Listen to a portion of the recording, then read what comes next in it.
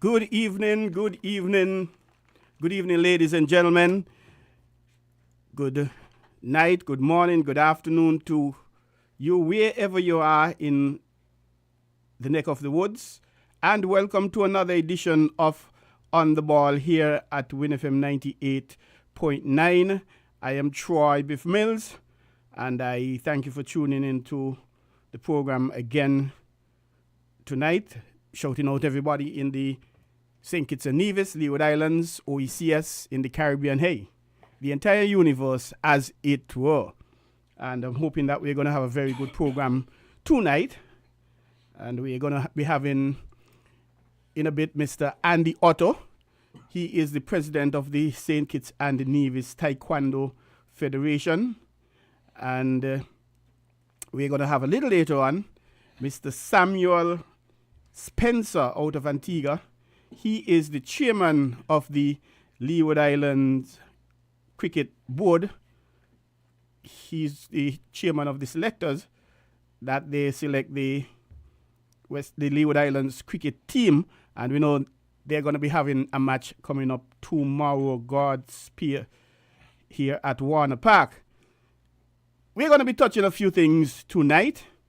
We're going to be touching a bit of basketball, some track and field, football, and cricket, of course, and a lot of things happening, a lot of cricket happening all over the world.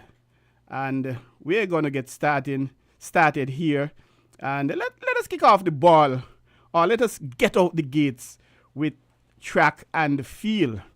We've had some 3 zonal meets so far, and the Bank of Nevis Limited, they sponsored the Bastille Zone. Irish Town Primary, they had 4 golds, 5 silver, 15 bronze medals. They were in the 4th position. 3rd was Tucker Clark Primary, 7 gold medals, 11 silver, 10 bronze. Beach Allen Primary, 7 golds, 12 silvers, 7 bronze medals. And Dr. William Connor Primary School, they topped the table by a good margin. 22 goals, a difference of 15 goals, 15 gold medals, and 9 silver medals. The thing about this is we had 4 schools competing, and they've broken up, the country has been broken up into 4 different sections. We would have also had this is the East Zone 1, and that meet was sponsored by First Federal Credit Union and Violet Petty Primary School. That's over in Lodge Atlas. They had 1 gold, 5 silver medals, 2 bronze. Dean Glassford Primary School out of St. Peter's, they had 6 golds, 17 silvers, 8 bronze. Joshua Obadiah Williams, that is in Molyneux, and they would have been combined with the Estridge Primary School. They had 9 golds, 9 silvers, and 10 bronze medals. And Cairn Primary School, way out in the lead. It was actually a massacre, for want of a better expression. 27 gold medals, 13 silvers, and 17 bronze medals. So Cairn really going on bad and mashing up everything. And in the West Zone, that happened on Friday last. It was a completely different affair. Bronte Welch Primary School out of the Boyd's region, 5 gold medals, 3 silvers, 10 bronze. Newtown Primary, there were 7 gold medals, 4 silvers, and 9 bronze medals. Tyrrell Williams Primary, there were 13 golds, 10 silver, 12 bronze medals. Sandy Point Primary, there were also 13 golds. And once ago, these meets would have been done by points. 7 points if you come first, 5 if you're second, 3rd if you're 3 if you're third, 2 if you're fourth, 1 if you're fifth, and if you break a record, you get some extra points. But these days, a few years back, excuse me, a few years back, that system changed, and it's done how it's done in the Olympics. It's all by gold medals. So the winner of a meet is whichever team wins the most gold medals. Sandy Point had 13. Tyrrell Williams had 13. And Tyrrell Williams, the bright star, well, they're actually out of the West, the Virchilds region. So when you have a tie at the goal, just slip on down to the silver medals. It was a different kettle of fish. Sandy Point Primary had 20 medals, whereas Tyrrell Williams had 10. So therefore, Tyrrell Williams coming in second place. And Sandy Point Primary, they have been dominating these championships from time immemorial. According to some people, as we say colloquially, Jamster, since God say, hey, Sandy Point Primary has been really dominating. However, Tyrrell Williams, they have been creeping up, and they've sent a loud and clear message this year to say, hey, Sandy Point Primary, gone are the days when you would have come and dominated things. It's a different kettle of fish now. It's not as easy as how it used to be. So we are going to change up things, and I don't blame them if they believe that they're going to win this thing next year. They have all right to, because if you're tying with the champions who have been winning for forever, then all fair to say you're going to be the champions next year. So I'm not vexed with them at all for thinking like that. And who knows, in my view, when you have one, in any competition, one team, one entity dominating for forever, I'm not certain it can be seen that there is improvement. One team all the way up, one group, one entity all the way out, and the others behind. If it is a close competitive thing, then it is suggesting, in my humble view, that there is improvement. Things are happening. Things are moving along. So that is something that persons could actually feel like, hey, yes, something will go on, something will keep, so to speak. And Sandy Point Primary, no doubt they're going to go back into the drawing board, and they are going to say, hey, how could we comfortable win this thing? But we'll have to wait and see. That's a different kettle of fish, easier said than done. So we'll have to wait and see how that works out. But we're going to be continuing with the track and field. We have another event coming up, another zonal meet. Interestingly enough, this year they've broken up the East Zone. So you have East Zone 1 and East Zone 2.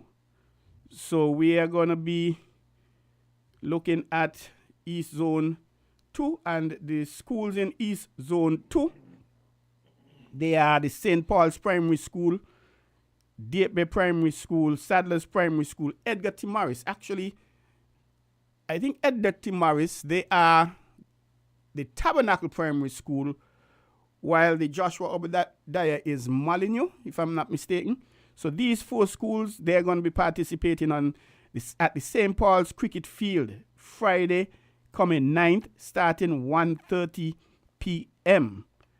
And adults, $10, children, $5. So you need to go on out and support these children as they entertain us and they try to gain selection into the national junior teams, etc., etc.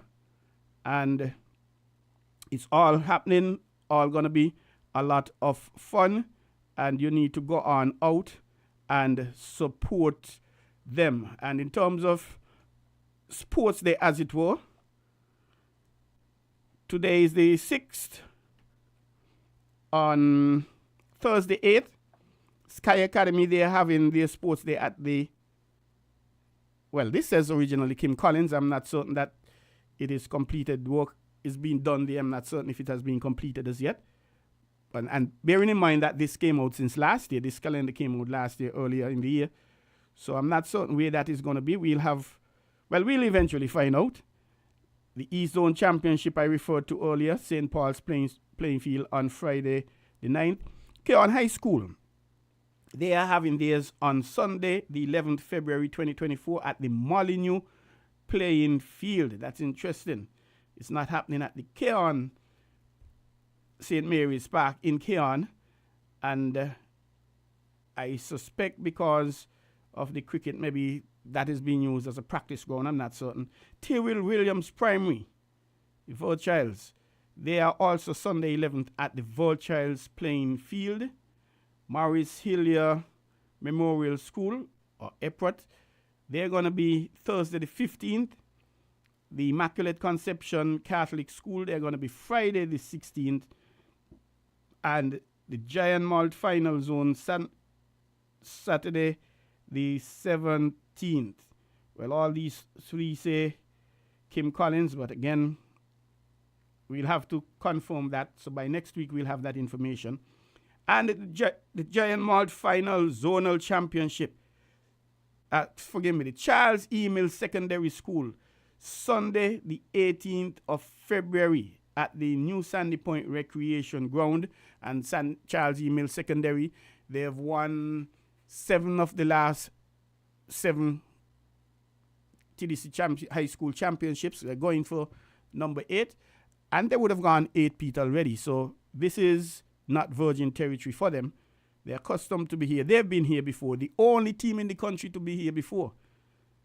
So this isn't anything strange. Would they be able to go 8-peat? We'll have to wait and see. All the other schools going to be gunning for them. Bastia High, Charlestown, Gingerland, Vulchilds High, Keon High, Convent, that's Immaculate Conception. They are all going to be coming. And the National Bank Private Schools Championship, that's happening on Friday, the 23rd. That's what we're going to give you for now in terms of schools and their sports day. So we invite you to go on out and support the schools, support your alma mater, support the children. They are our Kim Collinses for tomorrow, so to speak. And we encourage everyone to go on out and give them their fullest support. And let us go and have a little break for a few seconds. Stick and stay, don't go away. We'll be right back with you.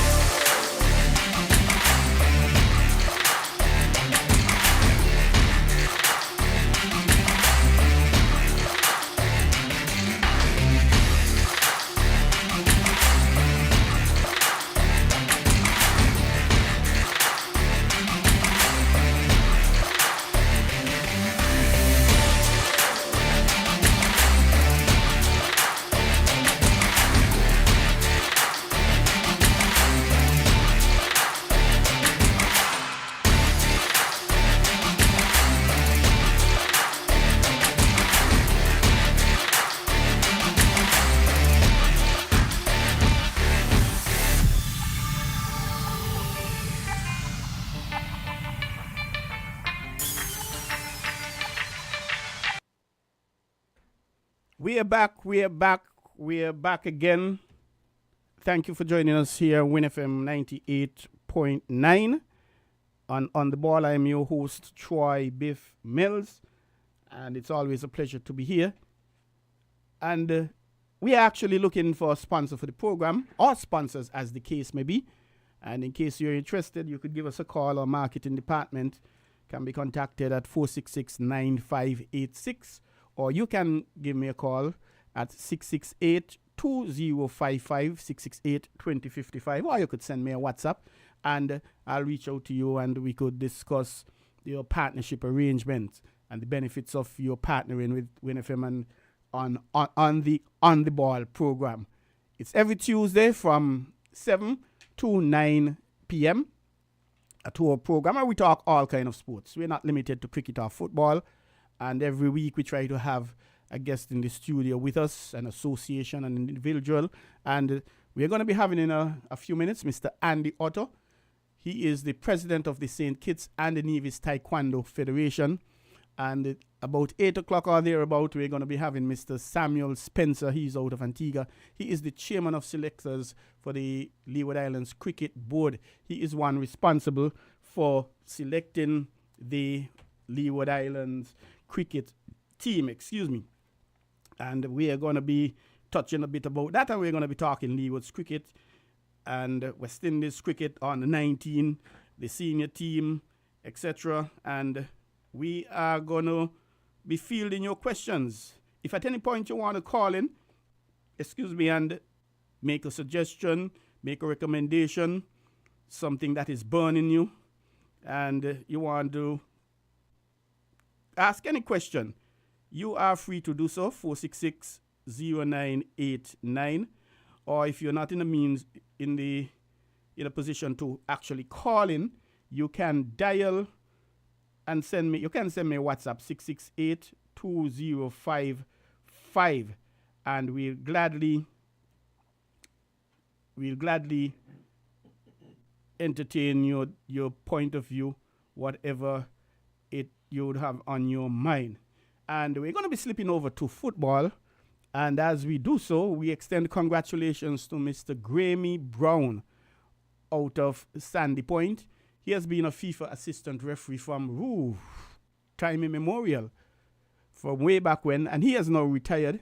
He has reached the age of 45, and I suspect if he wanted to continue, because of his high levels of fitness and also his concentration and his performance on the field, I'm certain FIFA would have gladly said, yes, Grammy, let's have you, but he decided he wanted a new challenge, as it were. He wanted to look at something differently. So he's now taken up the position of the head of refereeing here at the St. Kitts and Nevis Football Association. We say congratulations to him. He replaces Mr. Malcolm Ramsey, who would have resigned. And on behalf of all of the referees, the football fraternity, and my personal behalf, I congratulate Grammy on this achievement, and I also wish him the best. Football, the SKNFA's football season is going to be starting sometime shortly. There's a President's Cup match coming up sometime in the next few weeks, and you'll hear more about it as time goes on. But we say congratulations to Grammy on being appointed as the head of refereeing, or the referee manager, for the St. Kitts and Nevis Football Association. And on the not so happy side, a FIFA referee, Reginald Gums, his mom has recently passed. So on behalf of the refereeing fraternity, football lovers, and the SKNFA, and of course on my personal behalf, I extend condolences to Reggie and his family. And the funeral, that is going to be Friday, if I'm not mistaken, this coming Friday. And we encourage everyone to go out and support our fellow referee. At the end of the program, I'll be able to bring up that. And we say condolences to him. Well, stepping away from the football to the cricket, Mr. Vincent Weeks, out of Nevis, a first-class umpire. He is the president of the Leeward Islands Cricket Umpires Association. He too has lost his mom. And we say condolences to him. The funeral is coming up sometime, and I'll be able, is it Saturday morning? The funeral is coming up over in Nevis, and that will be happening at 10:30 at the Shiloh Baptist Church, Ramsbury site. the funeral for the mom of Mr. Vincent Weeks, president of the Leeward Islands Cricket Umpires Association. And in terms of Reggie's funeral, Reggie's mom's funeral will be on Friday at Rivers at 2 p.m. Rivers of Living Water at 2 p.m. So we're asking all referees, referee assessors, and the football public to go on out and support referee Reggie and his family in their time of bereavement on Friday at 2 p.m. at the Rivers of Living Water. And in the case of the umpire, Mr. Vincent Weeks out of Nevis, the funeral for his mom will be Saturday, 10th February at 10:30 a.m. at the Shiloh Baptist with viewing from 10 to 10:30. So we say condolences to the family and ask them to be strong in their time of bereavement. And we're going to slip into football now. And we have quite a bit to tell you. And we're going to be starting off with something out of Trinidad and Tobago. And what is happening here, former FIFA president Jack Warner, he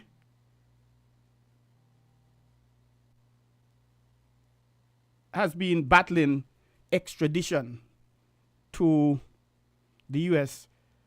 The U.S. would have brought some charges against him, and that's quite a few years back. And he has been battling, this is since about like 2015, Jamster, and he would have been battling the courts and trying to fight extradition. And there was a ruling just now on Friday the 2nd. And this is coming out of Trinidad and Tobago. Ex-FIFA Vice President Warner hails U.S. Supreme Court ruling. And he's saying, my nightmare is over. What does he mean by his nightmare is over?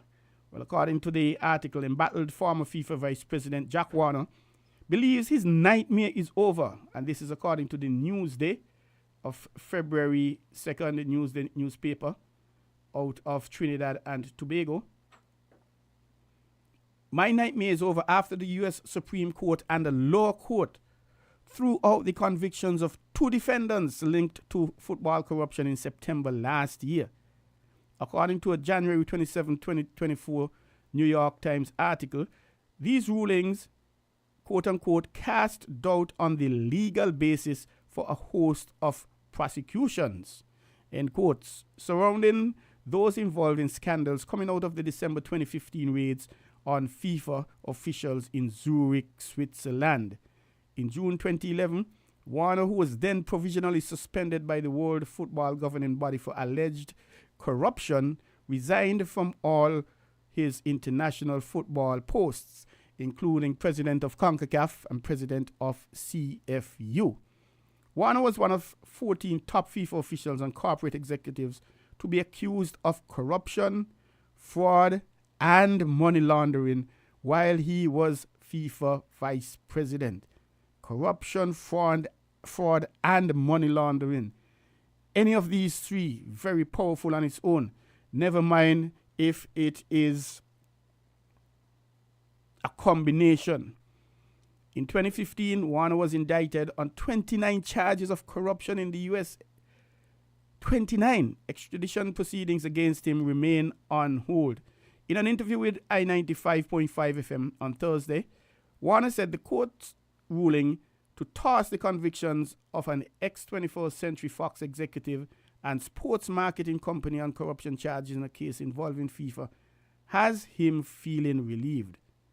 That September court case, according to the New York Times, in which the 2 defendants benefited from 2 recent Supreme Court rulings that had rejected federal prosecutors' application of the law at play in the soccer cases and offered rare guidance on what is known as honest services fraud.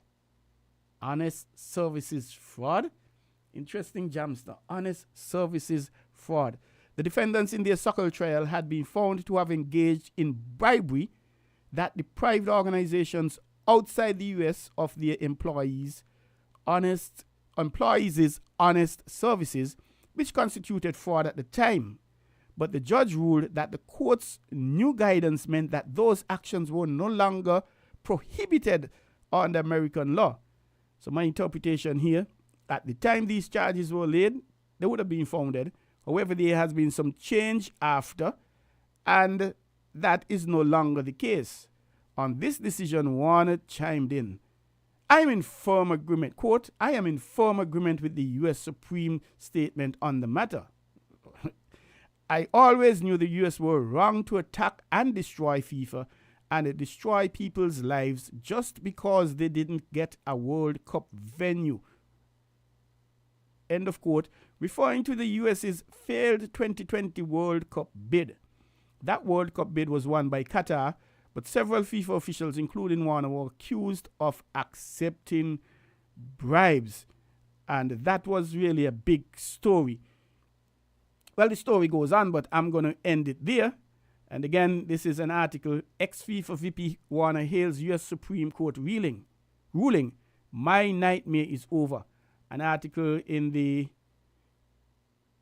Newsday on February 2nd, February 2024, and it's written by Jonathan Rangnanan Singh. So that's very interesting there, Jack Warner.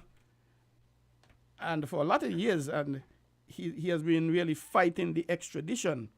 I know some persons would argue, if he didn't have the financial means, what would have been the case?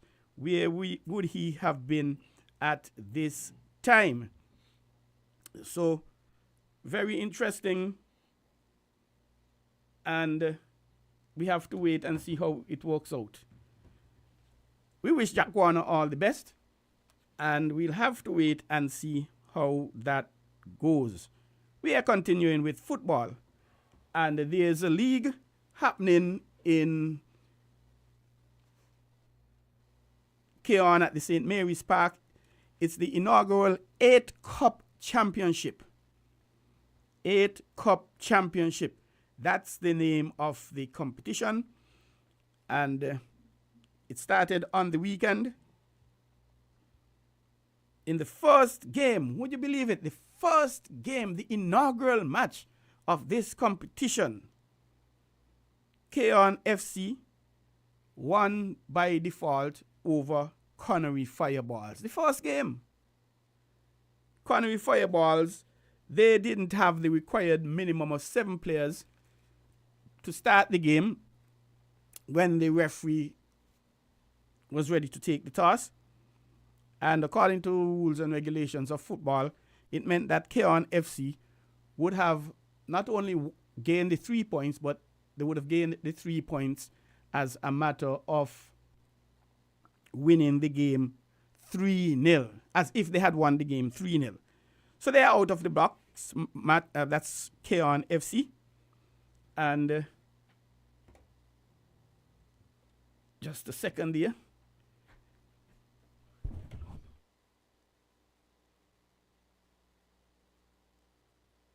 Thank you, Jamster, for sorting out a little matter there for me. And in the second game, St. Peter's FC, they took care of business over Connery FC 2-0. The goal scorers, Deonis Stevens, he scorched the back of the net in the 30th minute. And Jaden Duncan, he put the ball in the old onion bag in the 53rd minute. So St. Peter's walking away 2-0. Jaden Duncan, he was a key player for Flow 4GK on Rockets, half-liner. And this is now the transfer period. And as we have seen in the past, a lot of players transferring from one club to the next. And some players leaving their home club, going to other clubs, some players going back to their home clubs from other clubs, and for whatever reason or reasons, and if I'm not mistaken, Jay and Duncan, he was the midfield general, so to speak, for the Keon FC, and it appears he has gone to St. Peter's now. So that is interesting. So at the end of the first round of matches, Connery Fireballs, they are at the bottom of the table, and it's a 40. They have of the results for 4 teams. They're yet to score a point. They would have lost by default, so they have a goal difference of -3. Connery, they lost 2-0, so they have 2 goals against them. They have a goal difference of -2. St. Peter's in second place. They won the game 2-0, so they have 3 points. And Keon FC, they won the game by default, so it's as if they won the game 3-0. So they are in first position with a goal difference of 3. And February the 7th, tomorrow, God's Spear, coming up at 6 p.m. at the St. Mary's Park, Connery FC will be taking on Connery Fireballs. Are they going to go 2-0 Connery Fireballs in terms of forfeiting game, or would they have a team? And in the feature match of the doubleheader at 8 p.m., Keon FC versus St. Peter's FC. So the 2 winners, the 2 losers in the first instance, they are coming up at 6 p.m. That's at St. Mary's Park tomorrow, February and the 7th. And Keon will be coming up against St. Peter's at 8 p.m. also at St. Mary's Park. And then we're going to have on the 11th at 6 p.m. St. Peter's FC, they're going to be coming up against Connery Fireballs. And then at 7 p.m. on the 11th, Keon FC will be coming up against Connery. That game again is St. Peter's versus Connery, February 11th at 5 p.m. Keon versus Connery at 7 p.m. on the 11th. And the final, it's a 1-round competition. The final on Valentine's Day at 7 p.m. Team 1 versus Team 2. Now I'm wondering if that game going to happen, because Valentine, these players, they are love men and things like that, and they'll want to carry out their sweethearts for dinner, etc. Some may argue, well, they bring the sweetheart to the game and then they move on. Who knows? We'll have to wait and see how that works out.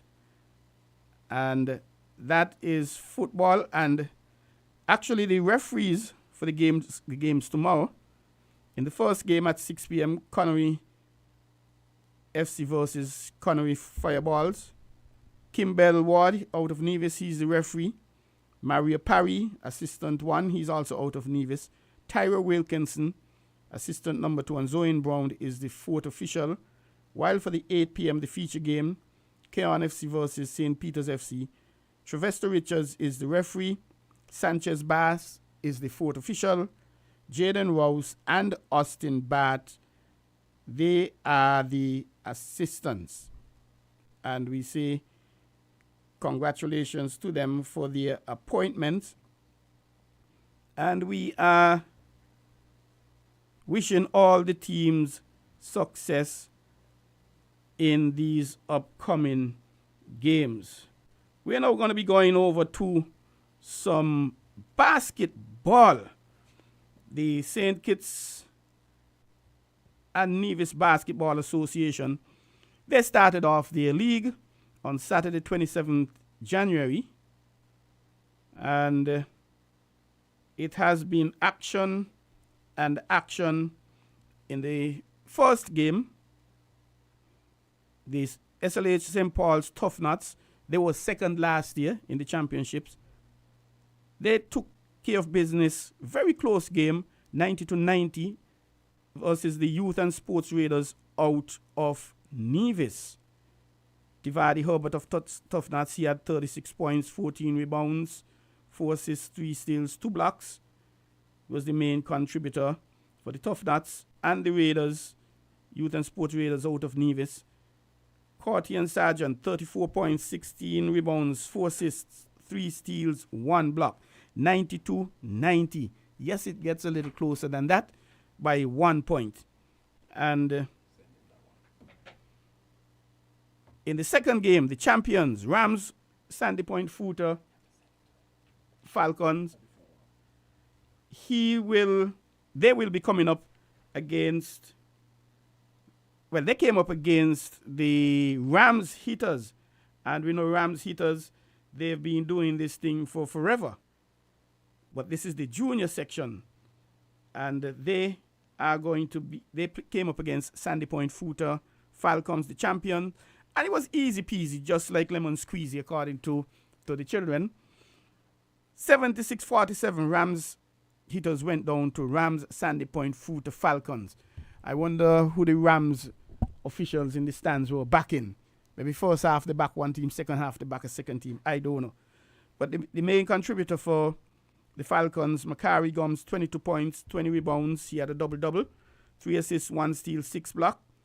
And Shama side of Hitters, he also had a double-double. 21 points, 13 rebounds, 3 assists, 9 steals.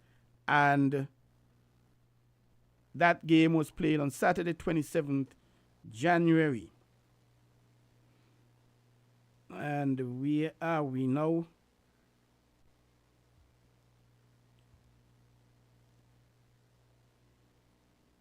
We now go to Tuesday, 30th January. Farm Care Boardwalk Uprisers, they made small and light work of ASH, Achievers Sports Club Jayhawks, 63-39. Dorian Esdell, 19 points, 3 rebounds, 2 assists, 6 steals. And for the Boardwalk Uprisers, and for the Jayhawks, Kyrie Trumney, 14 points, 7 rebounds, 4 assists, 3 steals, 3 blocks. And that was easy peasy. On Thursday, the 1st February, Rams Sandy Point Footer Falcons, the defending champions, they took care of business against the Farm Care Boardwalk Uprisers, 78-31. Mitchell Webb, 23 points, 18 rebounds, a big double-double there, 3 assists, 4 steals, 2 blocks.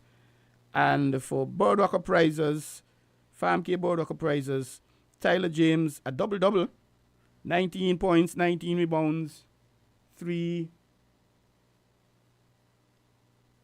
assists, 4 steals, and that was in the game Rams Sandy Point Footer Falcons versus Farm Care Boardwalk Uprisers.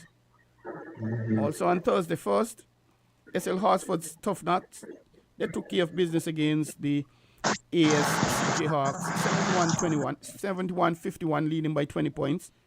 For the Tough Nuts, Vion Rai Francis, 22 points, 7 rebounds, 15 assists, 4 steals. And Tivadi Herbert, he had a double-double. Big on rebounds, 16 points, 25 rebounds, 3 assists, 7 steals, 5 blocks. And for the Jayhawks, Kyrie Chumney again coming in with 18 points, 10 rebounds, 1 assist, and 4 steals.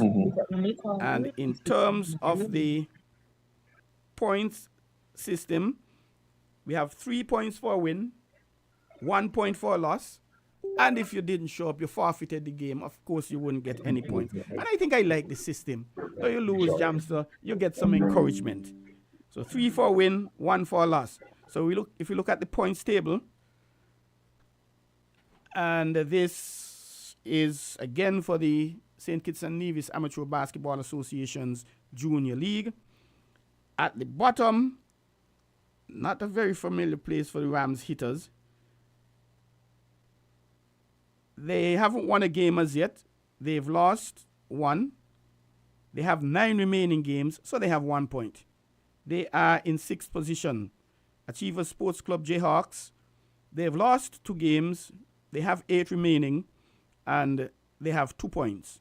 Boardwalk Uprisers, they've lost 1, 8 remaining, because everybody's playing 10 games. All teams are playing 10 games, and they have 4 points. Youth and Sports Raiders Achievers, out of Nevis. 1-1 last one. They have 4 points. St. Paul's Tough Nuts, the defending champions. Forgive me, the runners-up. They lost to the defending champions last year. St. Paul's Tough Nuts. They've won both games. And they've lost none. They have 6 points. Sandy Point Futa Falcons, they've won 2 games, lost 1. And they have 7 points. So they are out in the lead. We would have to get some more information on the game that whoever took care of business against the Rams Sandy Point Futa Falcons. Because according to the stats here, they went down and they're down a game. And we can tell you in terms of the upcoming games, Tuesday the 30th, forgive me, that's where we are here. Thursday the 8th, that's Thursday coming at 6 p.m. Youth and Sports Raiders versus ASC Jayhawks. And the desk officials, Kishona, Finch, Des and Prince. The referees, Leston and Calvin. And for the feature game, St. Paul's Tough Nuts versus Rams Hitters. That's happening at 7:30 p.m. The officials, the desk officials, Crystal, Kishona, Quandre, Saeed, Leston. The referees, Ian and Foy. So those are the games coming up in the in the Scanaba Youth League, and that is this coming Thursday, 6 p.m. Youth and Sports Raiders versus ASC Jayhawks, and at 7:30 p.m. the feature match, second place last year, St. Paul's Tough Nuts versus Rams Hitters, and it's all happening at the Basketball City up at Victoria Road. It's now 7:53 as we get into, just before we get into our guests, Mr. Andy Otto, who is the president of the St. Kitts and Nevis Taekwondo Federation. He is here, so we're going to just make that transition and go to him. Stick and stay, don't go away. We will be back in a moment or two.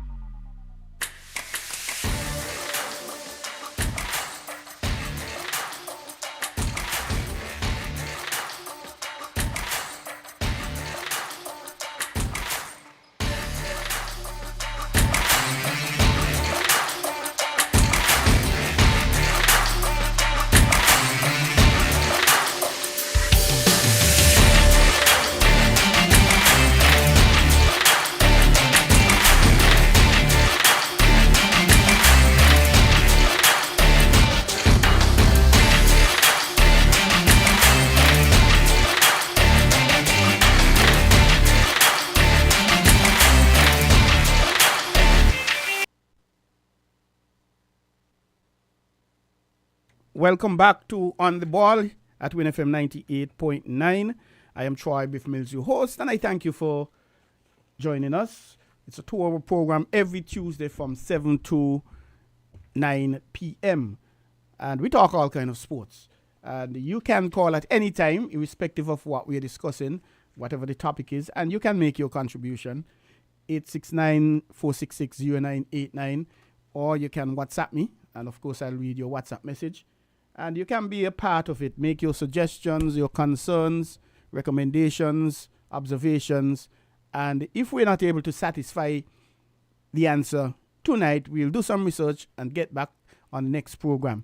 And of course, we're inviting sponsors to come on board and work with us with this program, because without sponsorship, the program can't really go on. So we're inviting you, whether an entity, an organization, a group, you want to come on board, call WINNFM 466-0989, and the marketing department will gladly discuss your sponsorship package. We have our first guest here with us in the studios in live and live in color, and we already have our second guest, Mr. Samuel Spencer. He's online. Good night to you, Mr. Spencer. How are you? We'll be with you in a few. And we go straight to Studio 2, where we have, well, good night, sir. Welcome. Let him tell you who he is and what he's all about. Welcome to On the Ball here at WINNFM 98.9. Good night to everybody where they land and whoever listening to this program. I intended to. My name is Andy Atto, the president of the St. Kitts Nevis Taekwondo Federation. Taekwondo, that is a name we don't hear too often. A lot of persons might quickly know karate as opposed to taekwondo. What is really the difference between both of them? Well, the different form of martial art. Karate basically is a style by itself. Taekwondo, then you have jiu-jitsu, you have, Shotokan, all these forms are the umbrella of martial art. And what about judo? Well, it's a form of martial art. Martial art as well. A different style. Taekwondo is a more kicking style. Judo is like a grappling style. Oh, grapple, fling and throw. And even on the Taekwondo itself, you have different types of Taekwondo. Chondokwan, Monokwan, Kukiwan. And you still have the karate, which is somewhat different to them. I know a few years ago there was a gentleman out of Sandy Point, Alvin Richards, I think he's called. Yes. And he was into karate. No, he was into Taekwondo. He was into Taekwondo. He did Chondokwan. Oh, he did Chondokwan. Yeah. Oh, okay, but I think he's now living in the U.S. I'm not certain if it's in the New York region. There was another guy out of Sandy Point, well, I recently passed, I think, something this year. Arthur, he was in St. Martin. Right. Not Arthur, Oscar. Oscar, forgive me, not Arthur, yes, Oscar. Yes. He was Taekwondo also, Chondokwan. Chondokwan. Yeah. But from a Taekwondo point of view, what is your involvement apart from being the president? Have you participated in Taekwondo over the years, or are you just an administrator, or are you a technocrat, a technician as well? Well, I did. I participate nationally, regionally. If you want to call it internationally, I participate in the Caribbean Open Games. I think that was, a matter of fact, I think that was the first set of medals that came back to St. Kitts.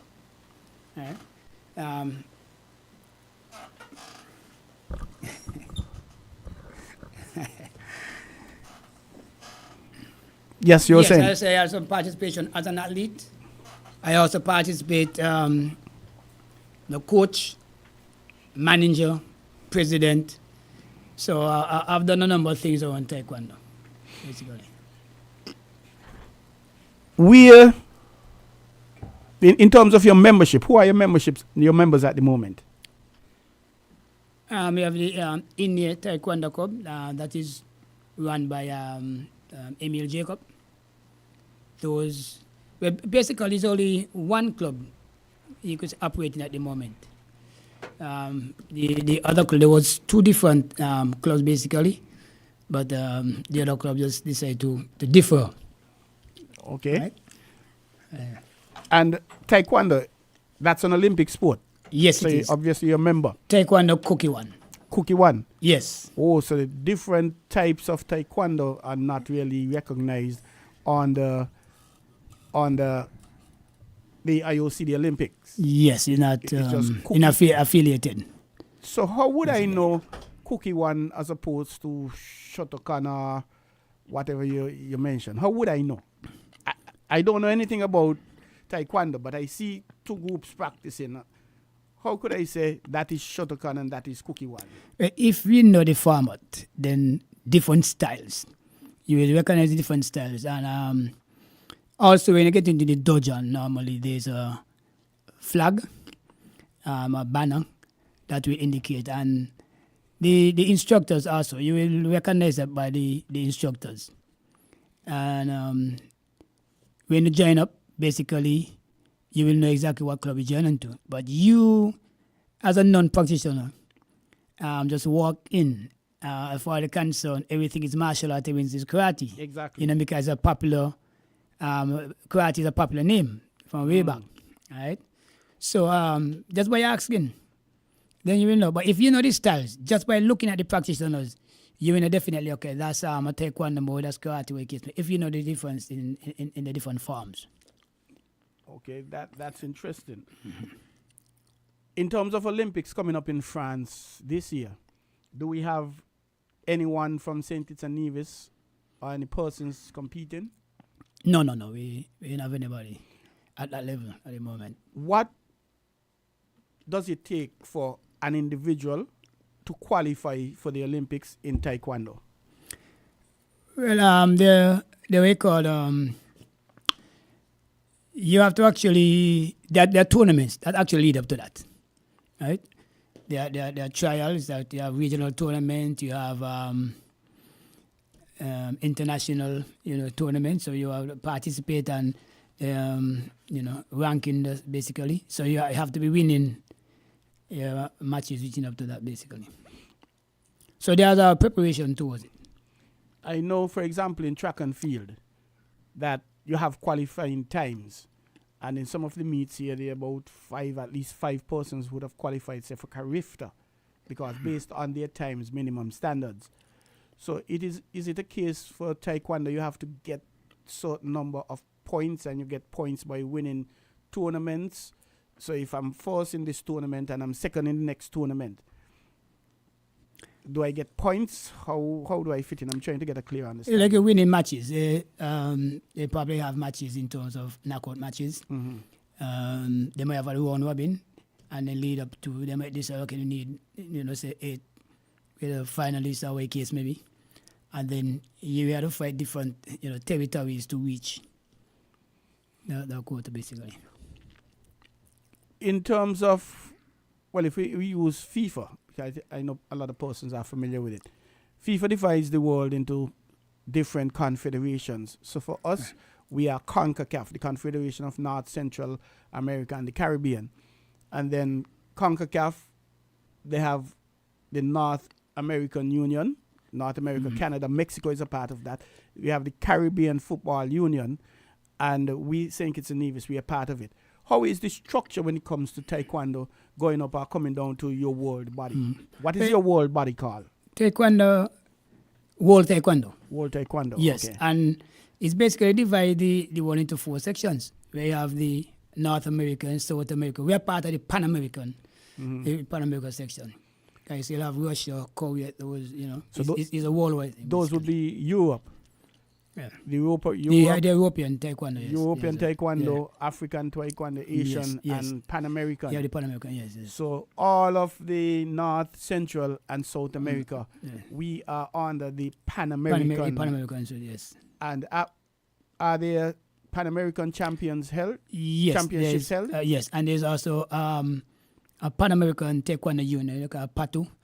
But in recent time, Taekwondo, it seems like FIFA comes under one umbrella. For example, even though we call it St. Kitts Nevis Taekwondo, it was advised in a meeting in 2019 or 2017 when it was in Korea, right? Is that the name is like, so it's World Taekwondo St. Kitts, World Taekwondo Mexico, World Taekwondo. So it falls under the World Taekwondo, yes. And when was the last PATU championship? When will be the next one? Well, the PATU championship, come basically like every 2 years.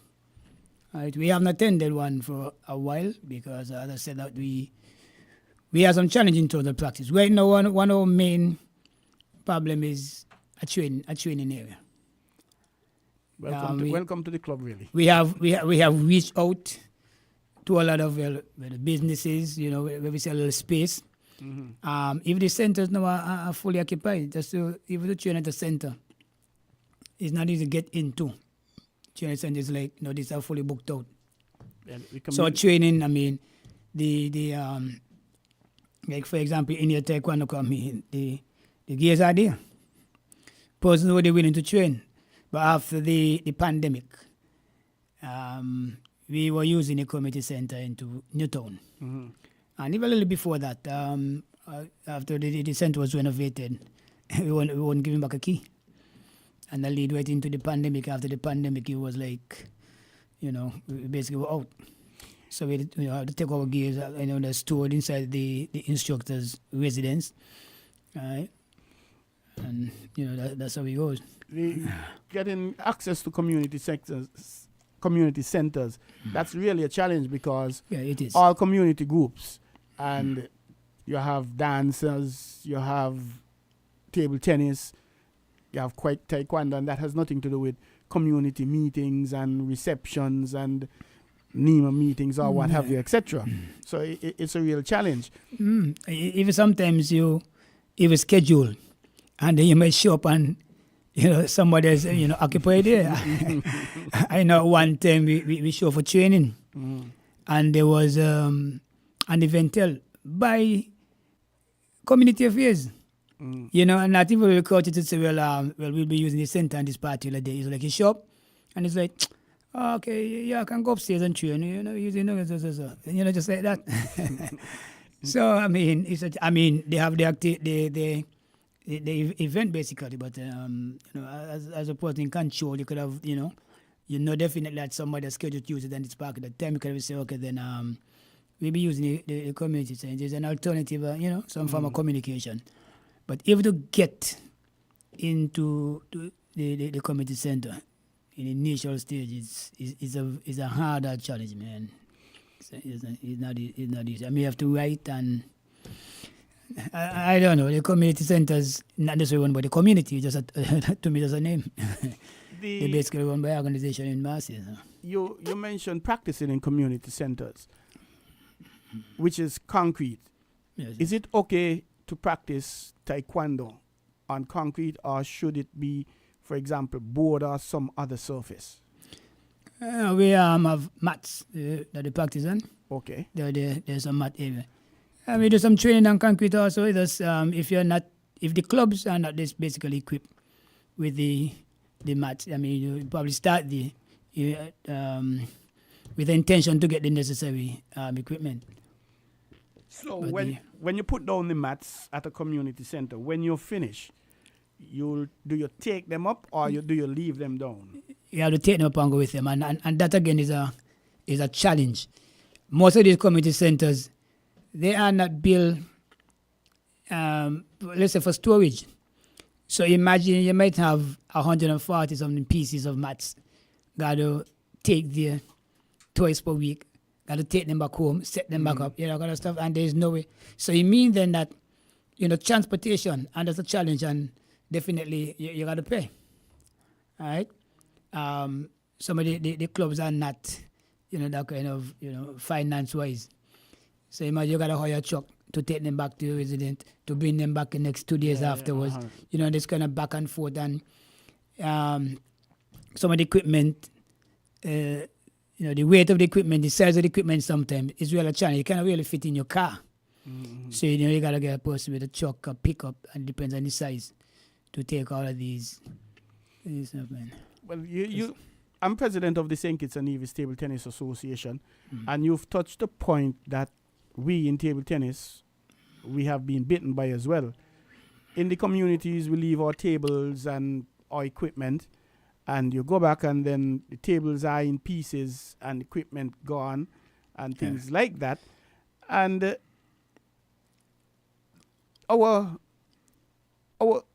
our communities, the persons need to be a lot more responsible, in my view. you see things, when you destroy things, you're actually depriving yourself, in my humble view, Yes. of a chance, maybe your son, your daughter, of advancing. And I think it's a good point for us to appeal to persons in the community to be extremely vigilant and be careful and cautious and take care of the equipment, because they cost money to it. They're not free. And speaking of money, what sort of support, if any, do you get from PATU or World Taekwondo as a Taekwondo federation? It all depends on the program. It is. I must say kudos to SKNOC that there's monetary support that they give to clubs annually. Just have to present your budget. Right. We haven't done that in a field because I just said that we don't have a training area. So just want to put it a budget to get money for the sake of getting it. Mm-hmm. All right, because it's really for development fund. If you have a large enough group, you can apply a part of what you call something like a Peace Corps, that kind of fund, and so they could send persons out. But you have to get a good structure, a good solid body. Right? One of our challenges in Taekwondo is to get instructors. Some of the persons reach out to be a black belt, and it's like, well, I reach black belt, and that's about it. And even to spread out to actually form their own club, you recognize, it's still a challenge to get training area. I feel some of these centers are built. I don't know if really centers is more like a weekend shelters or something of that nature. I don't think that is space, Even, as you said, you're putting the table tennis. Table tennis takes space. Exactly. All right? And I've seen some of your equipments in the community center, and some of them might nod my head. I mean, that was my favorite sport at one time. Yes, you're a former vice president of the St. Kitts and Nevis Table Tennis and Association. I remember I personally took a tennis ball into a community center with my personal ball. I said, man, the center used to with two. And the board find itself up in the bathroom. And these are cheap board, it get a little wet. Exactly. And that's about it. Find itself in the party by the bathroom, legs broken off. You have persons have a wedding and they use the board at the table. Yeah, it's really sad. And then a cloth is on it, and some persons, they party and they sit on the edge of the board and break the board. And I started sometimes just like nod my head. Yeah. Cause even though that you probably went to these centers, you could have persons managing, There's a cost basically involved. The clubs normally pay a cost. Now I understand that you got to pay to use the center because somebody have to be responsible for the upkeep of the center government, but there's a small contribution. But I think that way forward, that they need to take the use of the centers into consideration, made with the various stakeholders in terms of the club, and not just build a building and say, well, use it. That's what's available. I think it's time now for some form of indoor facility that can do multi-sport. I mean, we have participated in tournament in various areas, Aruba, Dominican Republic, regional tournament, and we see the facility. Right? It's like basketball here, but then there's a tournament here for Taekwondo. We use the same surface. So that thing that you can move around, cycling going on inside around it. So, I find that, when you travel, you need to look at design like these and see, well, where can fit. And so, sport is like music, it's an international language, right? And it brings a lot of persons to a show.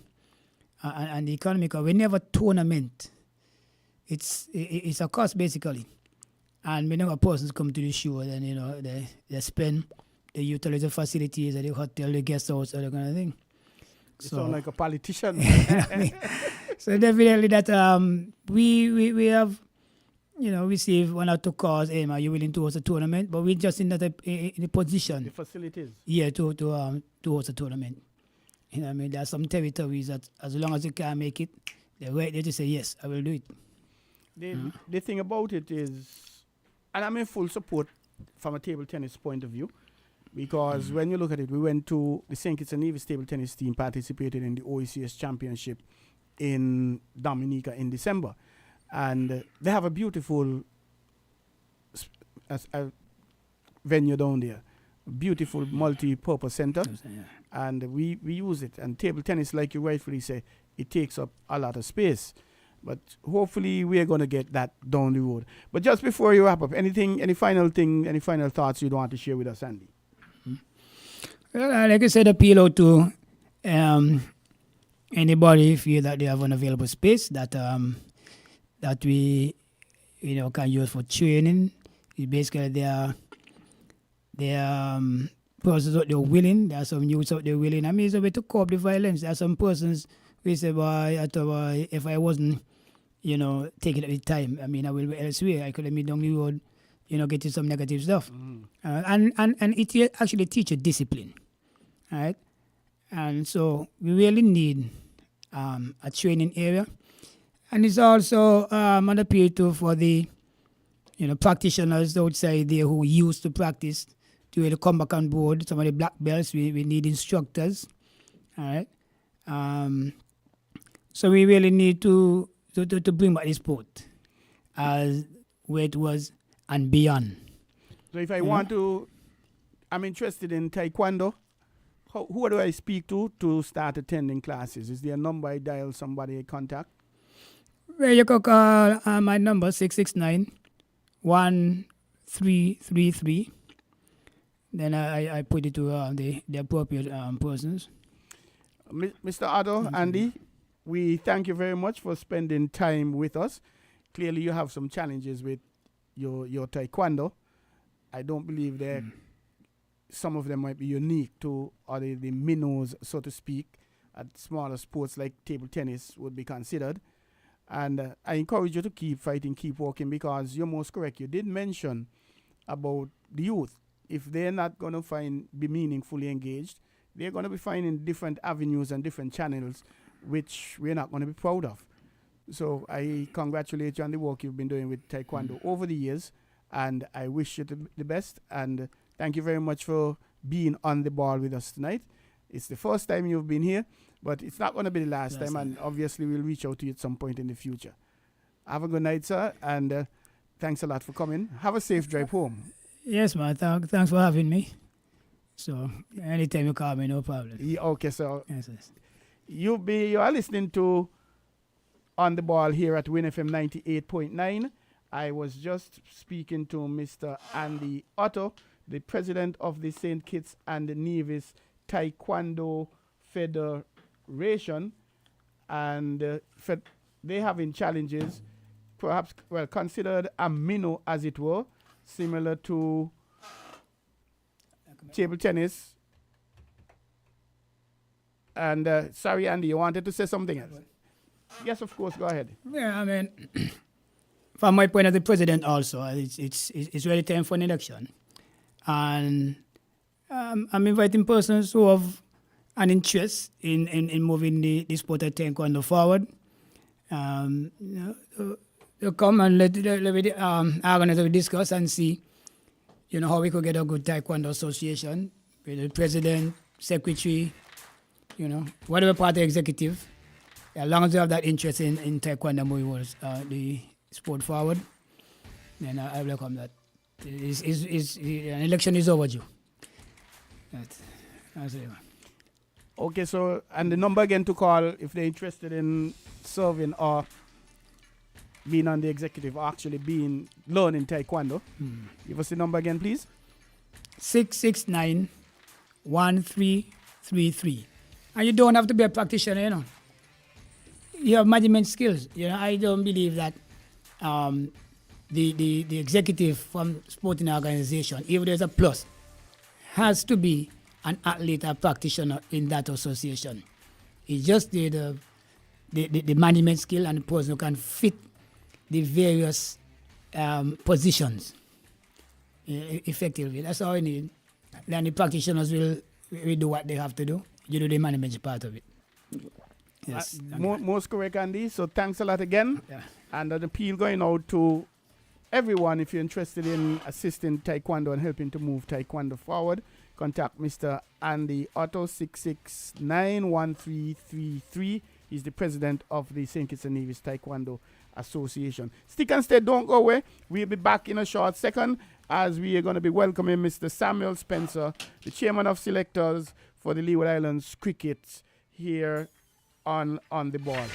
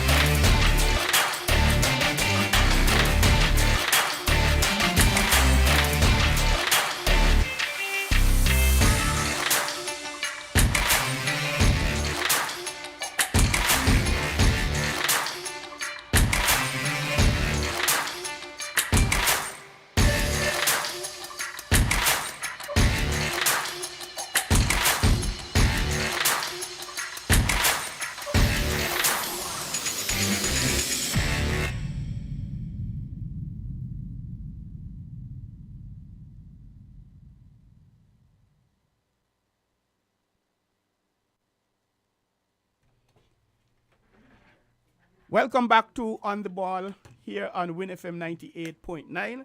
I am Troy Biff Mills, your host, and it is indeed a pleasure bringing this 2-hour sports talk show to you every Tuesday from 7 to 9 p.m. We touch all kind of things, and we're going to be diving into some cricket at the moment. A lot of cricket happening all over the world. And a lot of cricket going to be happening here in St. Kitts and Nevis. And our guest for this segment is out of Antigua and Barbuda. As we say good night to him, we'll allow him to introduce himself. Good night, sir. Welcome to Win FM 98.9 and On the Ball. A very pleasant good night to you and your listeners, Mr. Mills. I'm Samuel Best Spencer. And as it relates to cricket, I'm chairman of selectors for the Leeward Islands. I noticed you were speaking a little bit about football early on.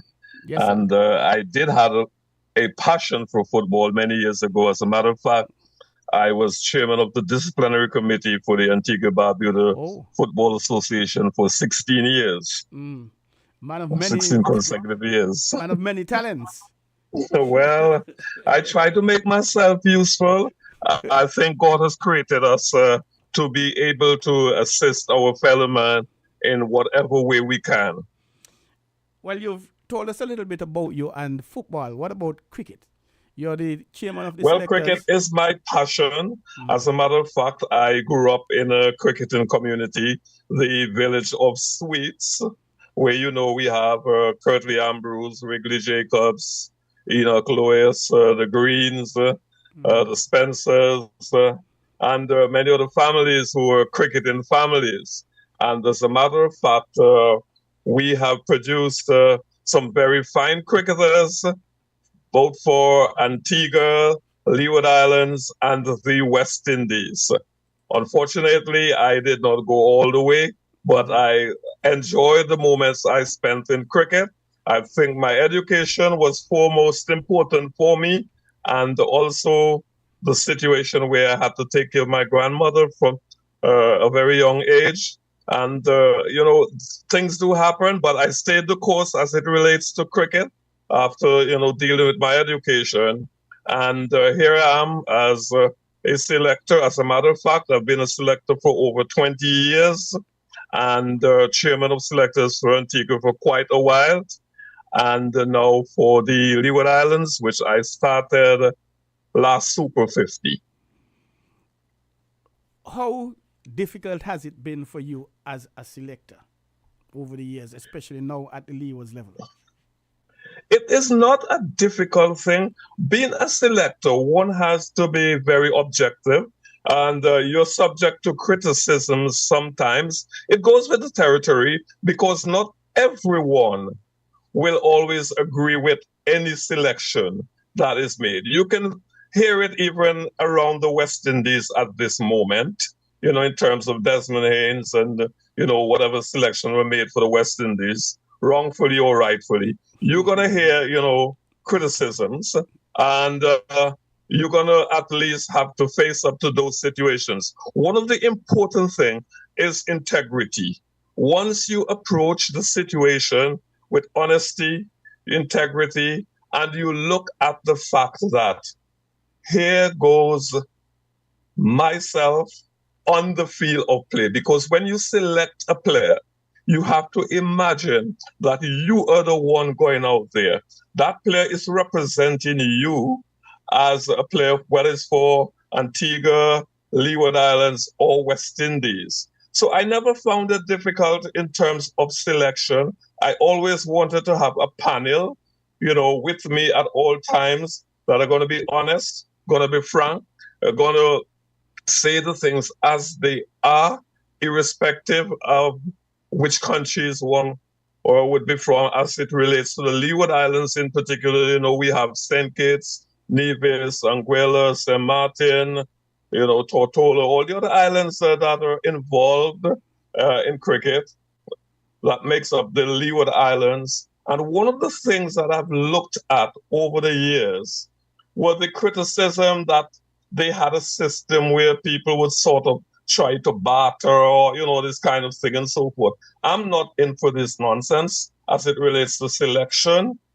I've been given the opportunity by the Leeward Islands Board to be chairman of selectors, and I've pointed out to my fellow selectors that one of the important things, that there should be no deception in anything that we're doing. There should be total honesty, and when we're going to select, what we see before us is a man. We don't see territories. We see a player.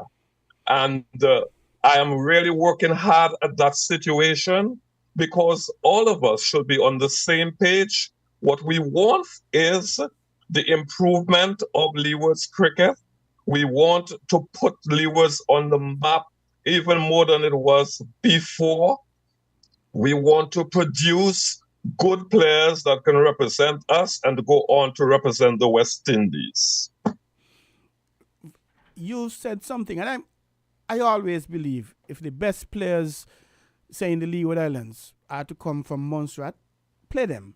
If the best players come from the British Virgin Islands, play them. Of course, it feels nice to know that there's a Kittitian playing, and I'm very much aware that these things will not be possible. But that is a challenge we've had over the years, not unique to cricket. We basically hear it with everything: football, basketball, anything, the selection. But who are the other selectors working with you, sir? The coach, Stuart Williams, and Mr. Shane Jeffers. How is the selection done? Walk us through that process, please. Basically, as a selector, obviously you would have to observe the players at their crafts, and you would have to look at what you would want as a makeup for your team, given the competition that you're going into. There are many facets of selecting a team. You would have to look at your open batsmen, your middle order, your all-rounders, your wicket keeper, your fast bowlers, your spinners, and then you'd have to look at the variety, what they bring, because not every player brings the same thing. You may have two aggressive open batsmen. You may have a single aggressive one and one who would, be there to stabilize situations. Then you'd have your middle order who you've got different roles that these players should play. Your number 3, number 4, what type of role they would play in the team. It's a case where you've got to create a structure that's best suit your competition, your all-rounders, whether you want a spinning all-rounder or a medium fast all-rounder, or batting all-rounder, a bowling all-rounder, a wicket-keeper who his strength is batting more than his keeping, or the keeping is stronger, depending on what you have in the team. Your fast bowlers, bowlers who bowl particular lengths, bowlers who are capable of bowling the new ball well and coming back and bowling the old ball, or a swing bowler, or a bowler who seams it. These are some of the things that you look at. And also, importantly, where they fit into the team in terms of where they can be placed on the field. Because some people don't look at field lane as an important factor of the game. They just see maybe the bat and ball. But all these are things that selectors have to consider. And in bearing all those things in mind, you obviously would craft a team, as I mentioned before, to suit the occasion. If you're playing T20, T10, 50 overs, or 4-day matches. And it's not something that one should go into trying to learn. It's something that you should have the experience being able to do, because obviously you're playing with people's career. When you become a selector, you can determine the rise and fall of a player. And you don't want anything to be on your conscience as untoward as a selector. And that is why I am very passionate about selection. I'm passionate about how we treat our players, how we speak to them in terms of them being selected or not selected. I, for one, have used my opportunity to speak to the players, and they can tell you that, from the various territories, as to their role they'll play, or if, as a matter of fact, they... Hello, Mr. Samuel? Yes. Oh, sorry, I lost you a second there. I was basically saying that one of the things that I do is to ensure that I speak to the players who are on show, explaining to them what I see as their strengths, what I see as their weaknesses, and so forth. And, I speak with the coaches also. And one of the things that I'm happy about, there was a particular player whom, have risen above leewards. I think he was called into the West Indies, some match that they played in Antigua some time ago, who was left out of the Leeward Islands squad. And, we spoke. And when I explained the reason why he was left out, he said to me, "You know what? I respect you a lot because you are brutally honest. I see the things that you've said to me that I need to go and work at, and I'm going to work at that." And there are not many people or many selectors or many players who would be honest with themselves to understand that these are the kind of relationships that selectors should have with players and players with selectors. The cricket is not ours. We are administrators. The cricket is for the players. And when they perform well, it makes us proud. Indeed, they're representing us, float, swing, draw, whatever the case is. You made a point, a very interesting point. You speak to the players. Is that compulsory, as it were? If I, as a player, walk up, "Mr. Spencer, I wasn't selected. What are the reasons? What is the reason, or what are the reasons why I wasn't? What could I do to make sure next time I'm selected?" Is that a conversation that's encouraged with selectors generally? I know you said I'm not sure if it happens with all selectors, but I see my role as chairman of selectors to engage the players. As I said, it's not our cricket. The cricket is for the players who go out there and perform and at least represent us. And hence, wherever you see a situation that warrants a discussion, even if the player himself don't approach you, you should approach the player, because, as I've said, it's a case where we are there to help each other. If you go out there and do very well, it feels like I've done very well. Take the Super 50, for instance. When that team was selected and I came back to Antigua, I mean, there are folks who are very knowledgeable. And I can call one Mr. Hugo, for instance, who said to me, boy, this is a job well done by the selectors. I think it's the best Leewards team ever selected in years.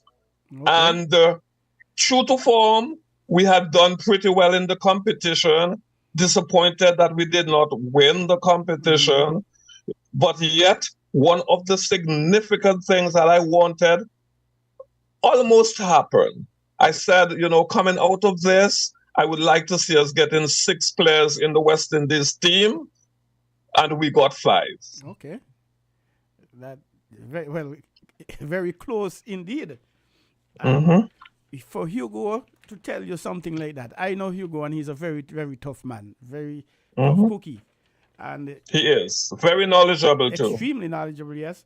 And for him to say, congratulations, job well done, this is the best we've had. Congratulations to you. It means that you and your team would have done extremely well. In terms of this, sorry, continue. Certainly, thank you. Go right ahead. A tournament is coming up. You need to select players. What is the first step you, as the chairman of selectors, would do? I know at the end you have to come up with whatever players, but a tournament is going to be had, for example. And that, yes, I would always like to have conversations with the coaches and the other selectors. That is one of the important things as chairman. And also, if perchance you know that there is a particular individual that might be earmarked for the captaincy, you also would want to have a conversation, you know, with that individual. Because one of the important things as a selector, you don't send individuals out there to lead a war or a battle, and you don't inform them or hear from them as to the players that they would like to have around. When I say players, not specifically by name, but you are looking at a team. I want 2 all-rounders. I want 3 opening batsmen on the squad. I would like to see us have, you know, 2 spinners, 2 fast bowlers, whatever. However, it is up to the selectors, though, in the final analysis to determine if what, you know, is required by a captain appointed is granted. You know, but I'm one who always feels that it is very important to arm your captain with the players that would finish the job for you. Thank you very much. So, in terms of data per se, what are the considerations? Yes, you mentioned you're looking for whether 3 opening bats or batting all-rounder, bowling all-rounder. But in terms of, there's a Leeward Islands tournament per se, and a team must be selected to compete in the regional 4-day competition that's happening now. So how do you go about it? Matches are played whether in the same at the same venue as would have been the case last year, or different venues, the old model. So how do you look at how do you get the players and say, okay, these are the batsmen, the opening bats we would want to consider? How is that process done? What actually happened this year is that, you know, we had plans to have a Leeward Islands tournament. Unfortunately, it wasn't kicked off in February as planned, and I leave this sort of conversation, though, for the board. However, the franchise players, along with a few other players, had been playing cricket consistently. You had Nevis playing against St. Kitts, or St. Kitts playing against Nevis. You had franchise players playing against Nevis or against St. Kitts. And then you had some invitees from Antigua that came down for the last game. Unfortunately, that was the situation. And it's a case where, given the fact that we had the coach, the other selector, or coaches, I should say, because we had the head coach and the assistant coach in Wilden Cornwall, the selector in Shane Jeffers, and the head coach and the selector in Mr. Stuart Williams. They were able, in this case, to have seen more of the players than I was able to in this instance.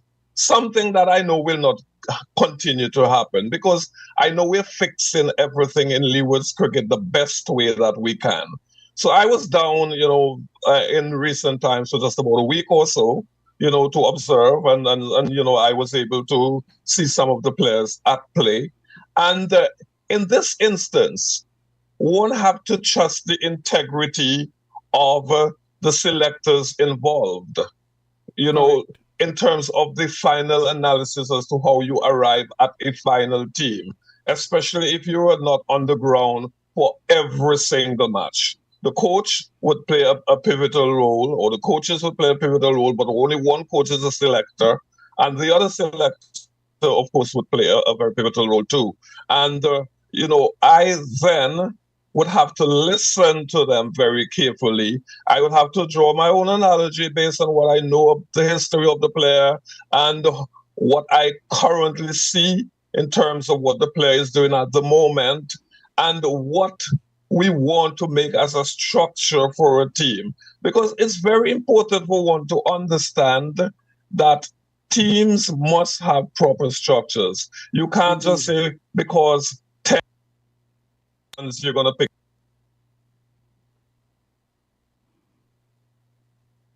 Mr.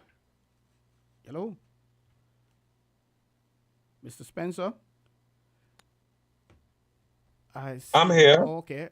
We lost you. I lost you. I wasn't hearing you for a second or two. Okay, what I've said, teams must be properly structured. And not because someone might make runs as an opening batsman, you have 10 opening batsmen making runs, that they would fit the cut in terms of what your team structure should be.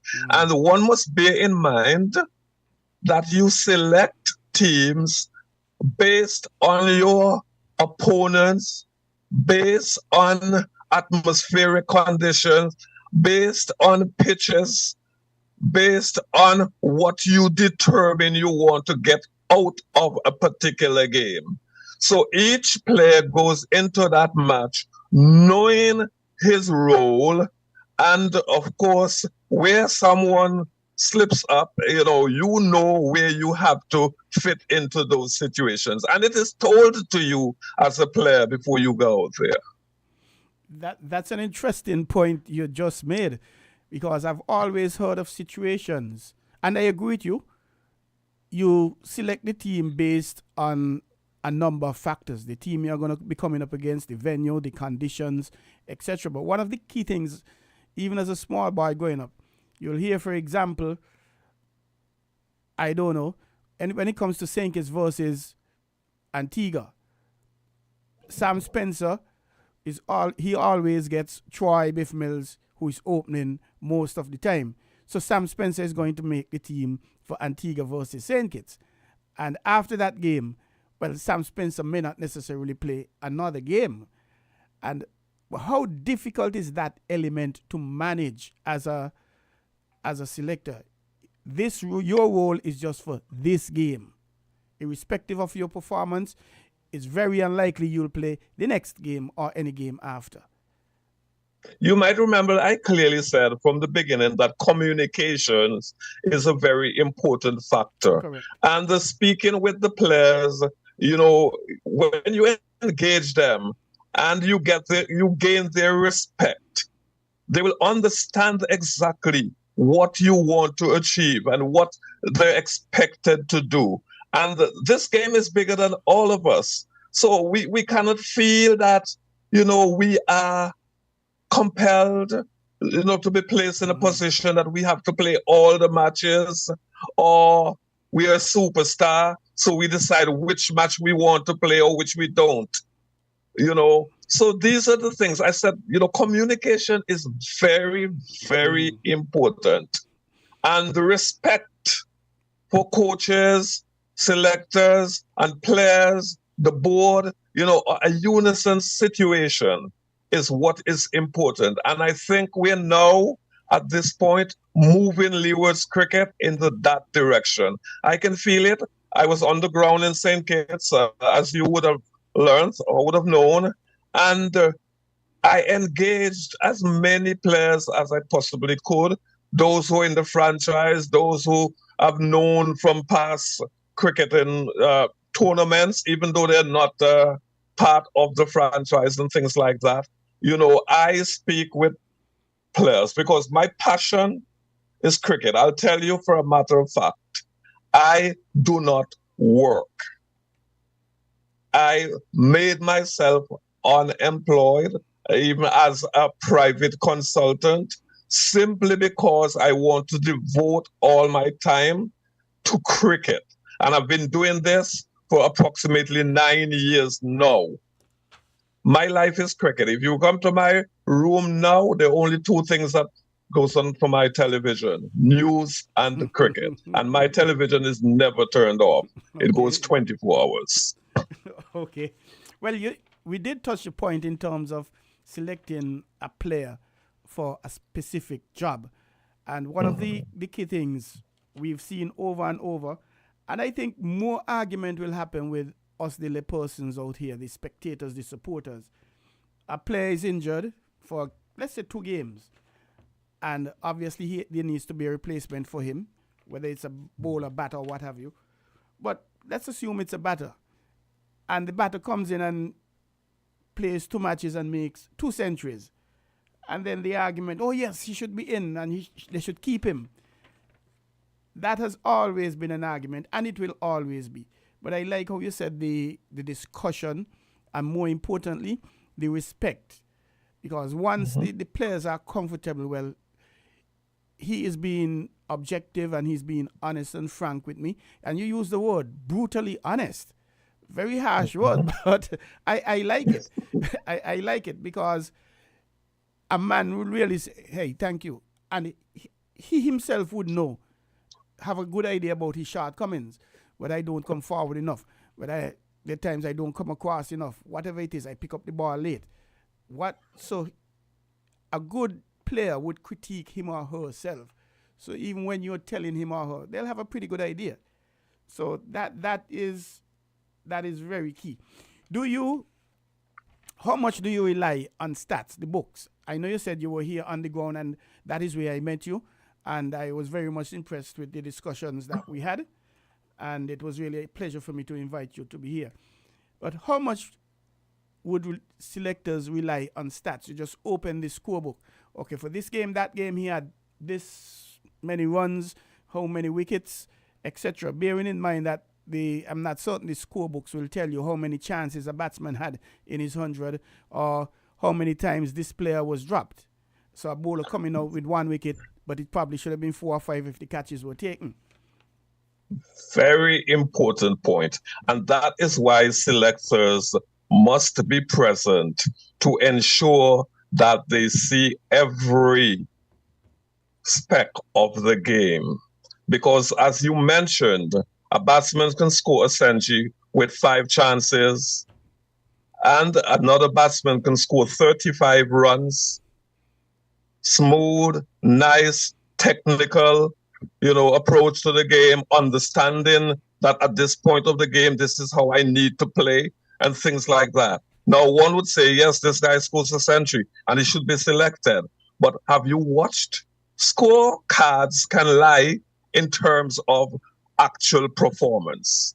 So hence, you have to pay attention to all the details in terms of how runs are made, how wickets are taken, how many catches were dropped, what length a bowler bowled, how he made use of the pitch. All these are factors that you consider as a selector. And whereas, yes, runs are important and instill confidence in players, you can't always judge what a player gives you in runs. I've often said to our players when I was a selector for Antigua that if you score a century in local cricket, it doesn't mean that if you go to the other level, that that century is really worth a century. That might only worth 40 or 50 runs based on the opponent you're playing against. And when I say the opponent, the quality of the opponents, the quality of the bowling, the quality of the fielding, and all that. So, for our cricket, and, to ensure that our guys do understand that even in trial matches or training sessions, that it is important that you put out of your best, and you are judged not only from scoring runs, but the approach, match sense. And when I speak of match sense, understanding how to bring home a game when we're in a tight situation, how you bat through an innings, how you shield a path, how you rotate the strike, how you bowl in tandem. You might have to tie up an end whilst another is required to, to be aggressive and take the wickets and things like that. All those are things that, you consider as a selector, when you are looking at crafting a team, putting a team together. And, if you have this knowledge and you're honest with what you're doing, you then would be able to come out with a team or a squad that would ensure that you get some level of success. And at the same time, I keep harping on the fact that it's a 50-50 for me. I want to win competitions, but at the same time, I want to put as many players as possible in the West Indies team. And for me, I would prefer if we are third in the 4-day competition and get 7 players in the West Indies team than to be first and get only 2 players in. Indeed, I could understand. You're listening to On the Ball here on WINNFM 98.9. I am Troy Biff Mills. With me is Mr. Samuel Spencer, the chairman of selectors of the Leeward Islands Cricket Board. And he would have been tasked along with the selectors to come up with a Leewards team that will be taking on tomorrow, that will be playing a game, taking on the West Indies Academy tomorrow here at Warner Park in St. Kitts. It's now 7 minutes to, so we'll have to be wrapping up in a few. But before we do, Mr. Spencer. Yes, sir. How much communication per se happens between the board and the selectors in terms of the board saying, for example, the situation with Greenwich, forgive me, Haynes coming back with the statement he made, we want to look at young players for the World Cup, but then a 34-year-old is picked. How much communication happens with the select? How easy is it, or isn't it so easy? It's a challenge for selectors and the boards to be on the same page. The same page in terms of looking to the future, wanting young players. Are those instructions given specifically to the board? Look, selectors, we want to have a young team to look forward to the next World Cup or whatever. I would say that there aren't any interference as it relates to the player or players selected. There might be discussions as to where we want to take Leeward's cricket, but at the same time, I am this type of person. If you give me a job, you give me the job because you think I'm capable. You give me the job because you think I understand what I'm supposed to do. And so should my other fellow selectors. So in terms of interference, none whatsoever. In terms of directives, no, it's not a case that they would say, well, okay, pick all youngsters or pick all experienced players or do this kind of things. I like to engage, as I tell you. So then I would maybe prior to going to selection and so forth, I would like to have an understanding where we are taking the cricket.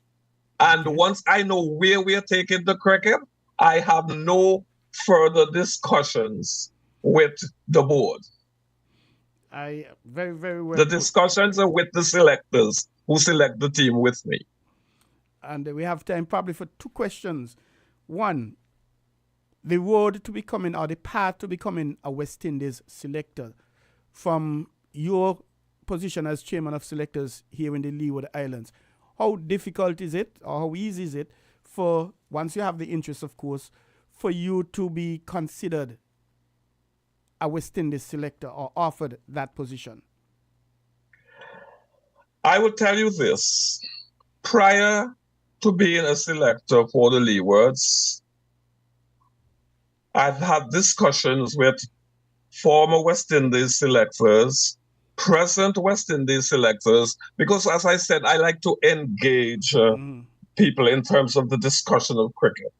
And the last year, sorry, it was the year before, one selector said to me, why aren't you a selector of the Leewards? Given the kind of knowledge that you have, given the kind of discussion you can hold with us, given your foresight, you should have been further than where you are in terms of being a selector. Then I was only a selector for Antigua and to some extent the under-19s and so forth. And not feathering my cap, but the fact is, after our discussion, he said to me, I've traveled the islands, but in terms of cricketing knowledge, I've yet to engage anybody around the Leewards and Windwards.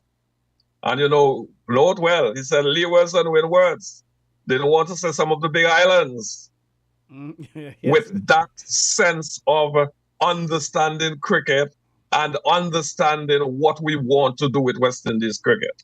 Last year, I engaged the chief selector, Desi Haynes, in a discussion for over 45 minutes. And he promised faithfully that he would always keep in touch with me in terms of selection and things like that. Unfortunately, I think we only spoke twice after that. Okay. And, out of Leewards now into West Indies. And we have just a minute. The West Indies' performance in the last one-day international against Australia.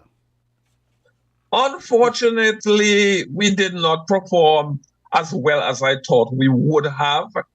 And I'll say that preparation is very important. And, the type of preparation that we might have gotten may not have suited the occasion. As you know, the sore point here is the type of pitches in the West Indies and the quality of cricket that we currently play. And not that I'm calling down West Indies cricket, because obviously, as a West Indian, I want the best for us. But where there are shortcomings, I'm going to speak. I'm very frank with what I have to say, and maybe that's why some people like me and some people may not. Indeed. But the situation is calling a spade a spade. And I don't think that we had the ammunition and, we really went out there with the passion that we should have gone out there with. I'll say this quickly. When we lost the first match in the test series, I, normally communicate with my cousin, Dr. Malvin Spencer and Hugo and so forth. Very knowledgeable people, Crumpy and Richardson and so forth.